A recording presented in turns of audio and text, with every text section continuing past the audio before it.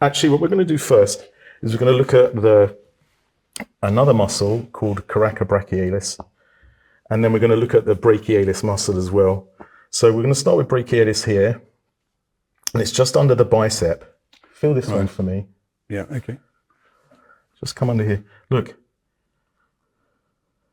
Yeah, okay. Can you feel it's not the bicep? Roll it that way. I was rolling it that way, but I watched the winces as well. So, so we're going to start with that. It's very interesting. It's like the brachialis is not a muscle that we treat very often. But we're going to start here. In there. That one. Sorry. Let's breathe together. If it's too much, tell me. Okay. You're all right. I'm fine.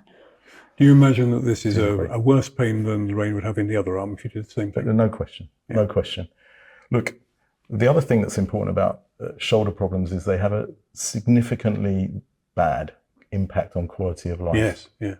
There's something called an EQ5A, which was a European quality of life assessment, which showed that, complex shoulder problems have the same impact as cancer, as diabetes, heart disease, they really affect people's quality of life.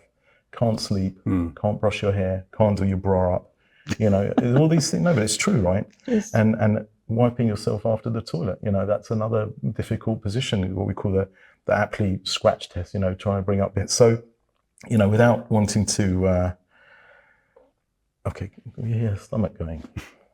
That's a different topic. It's a different topic. Yes. Thank you very much. Yeah. Beautiful. And I say that because you have brought up the fact that you've noticed this to happen when you're treating this particular area in the past. Yeah. So people can't really see what you're doing at the moment, regardless of the camera angle, but it's just inhibition and compression. Yeah. It's inhibition compression on the trigger point in brachialis at the moment. It's going really well. It's going really well.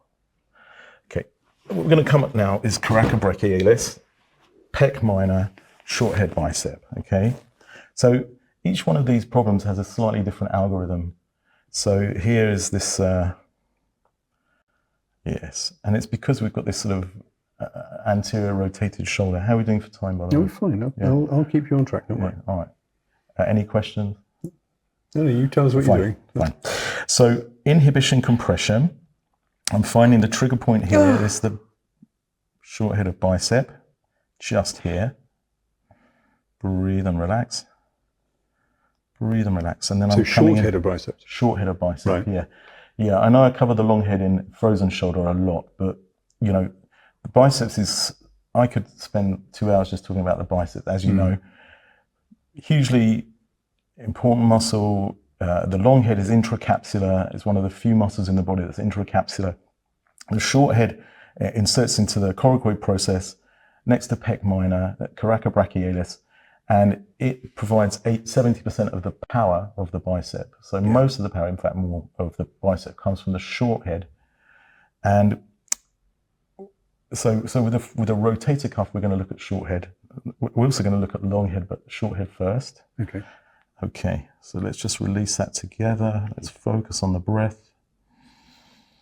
Doing really, really well. I'm sorry. I'm perhaps going a little harder than I normally would because I want to try and get a dramatic result for you. We have been asked how many treatments you would expect to fix a patient in this. About 7? 7. Yeah. Once a week for about 7 weeks. And there'll be some exercise. And again, the key is understanding where the patient has come in on that spectrum. So the other thing about the rotator cuff now, this is a really, really key. This is it now. So I'm coming right onto it now. So this is subacromial space. I'm rolling back. There's her pain. So she'll tell us that that's pretty much exactly her pain. Breathe it through. So really important. Trigger point. Nice smile. Thank you. Given its trigger points, could you do this with needling? Okay, so I wouldn't. I think there's something about manual therapy that has a much more global neurological effect. Again, we've talked about this before. For me, it's all about the neurology. I'm looking at these reflexes. I'm looking at changing the whole pain gates.